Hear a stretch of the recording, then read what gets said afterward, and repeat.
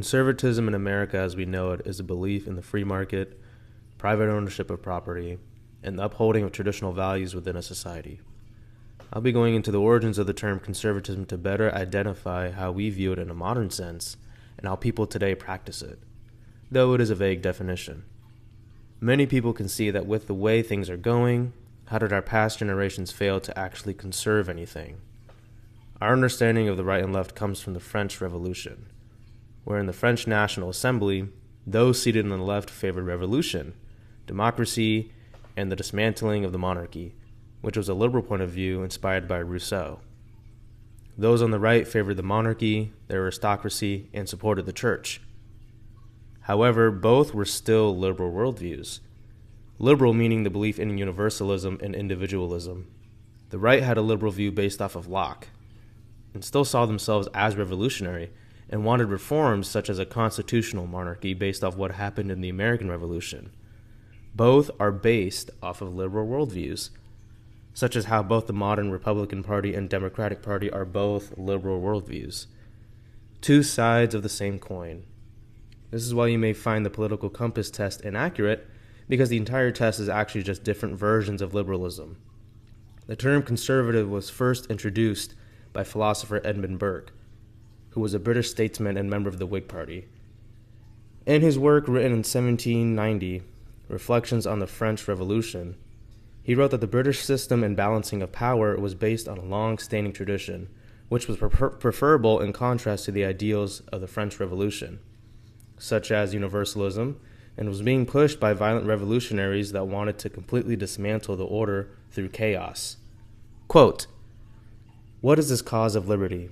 And what are those exertions in its favor to which the example of France is so singularly auspicious? Is our monarchy to be annihilated, with all the laws, all the tribunals, and all the ancient cooperations of the kingdom?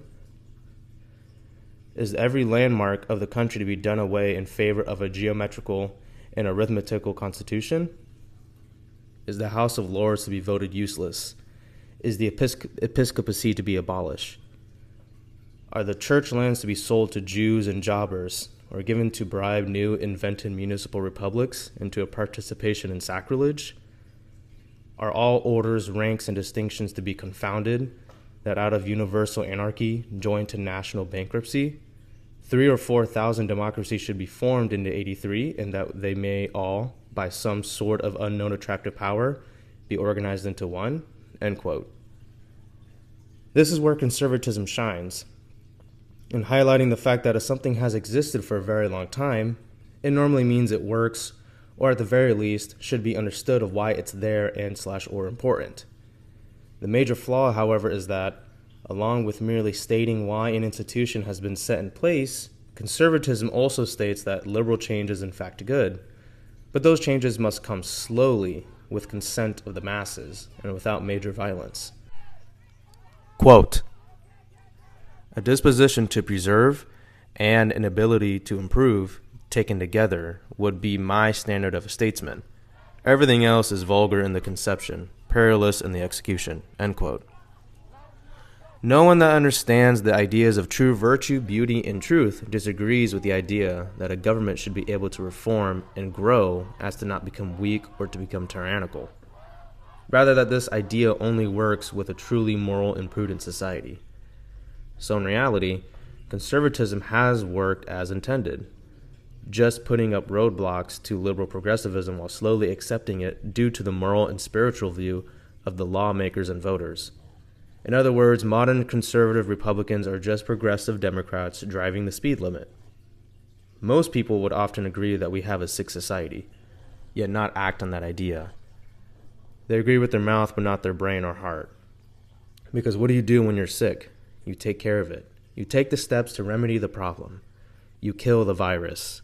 But most people, mostly conservatives, believe we should talk to the virus in the marketplace of ideas and argue with the virus, slightly muddle or change our views so not to offend, and hopefully come to some sort of consensus, even though we know the virus is wrong in killing our society and way of life. Like when we acknowledge there's a difference between men and women. Do they act on that truth? Or do they turn around and say the only differences are XY chromosomes and women give birth and men are physically stronger, Of course, I'm not necessarily advocating for violence, and I'm not saying you shouldn't debate. Rather that debating should be set aside for those who you really care about and want to see the light, not random strangers on the street. You certainly shouldn't change your opinions to closely mirror theirs in order to placate them either. The unfortunate truth is, there are some people who are just going to believe what they believe, despite the evidence to the contrary. Like boomers. They just don't get it. They have already held beliefs and dogma through years of propaganda and look for anything that justifies it slightly, especially if it's an emotional feeling. Since conservatism has failed and is fading, nationalism will and is going to take its place, which is a good thing. True right-wing belief means belief in social hierarchy and traditionalism, pursuit of truth and virtue, a rejection of individualism and materialism, staunchly anti-liberal and authoritative.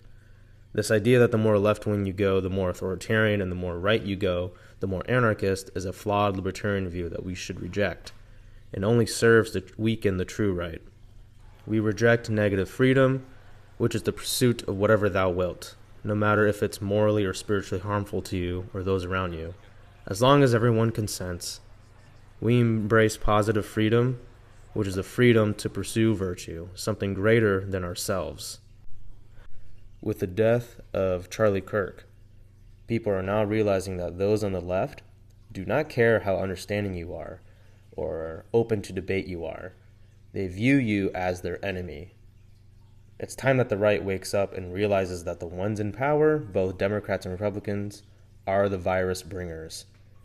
They contribute to the decay because it benefits them. The way we kill this virus is only by growing a strong community, attending church, working out, stop eating goy slop, and getting true nationalists into positions of power. Don't vote if the party candidate doesn't actually reflect our values, because that just encourages them to take more of your money and not actually do anything.